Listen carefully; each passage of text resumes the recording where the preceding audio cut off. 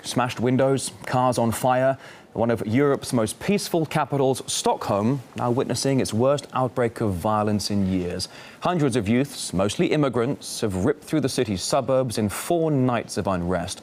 The violence has shocked the country, famous for its attractive immigration policies and very generous welfare system. RT's Peter Oliver reports from Stockholm. We've seen a 4th night of violence here in Stockholm. Wednesday had been relatively quiet. We'd seen community leaders out on the streets trying to stop young people from rioting, from setting fire to cars and other things. As you can see from what's going on just behind me, once they've gone in for the evening, it seems that the cars have gone up. People have started setting more fires. We've seen stones thrown at the police, at journalists as well. And this is all continuing from what we've seen start on Sunday here in Stockholm. Now, it's being claimed that this was all started following a police shooting of a 69-year-old man.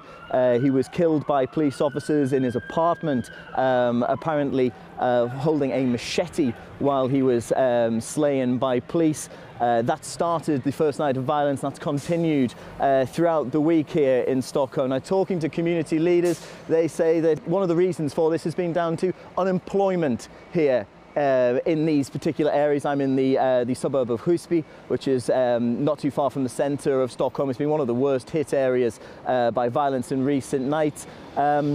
They're saying that although Sweden's unemployment figures are actually below the EU average, when you look at youth unemployment, we're talking about the under 25s, nearly a quarter of the Swedish population are out of work. And if you look at the people who have been taking part in the violence that we've seen, they are all very, very young people indeed. That's one of the reasons why earlier on Wednesday evening, it seemed like things were under control when we saw parents and religious leaders out on the streets. It seems though that once they've gone to bed, then the trouble has started again as violence continues to rack the Swedish city.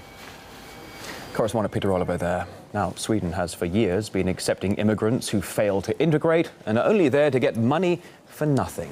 Now, that's the view of Swedish journalist Ingrid Carlqvist.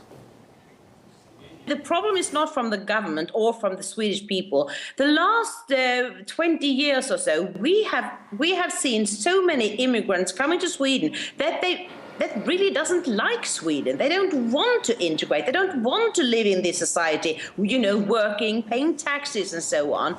The people that come here now, they come here because they know that Sweden will give them money for nothing. They don't have to work. They don't have to pay taxes. They can just stay here and get a lot of money. And that is, you know, really the problem. The police could do so much. They have told the public that they mean to do as little as possible. But they could go in there. They could use, you know, water cannons. They could do not letting people out in the streets at night. There are so many things they could do within the law, but they don't do it.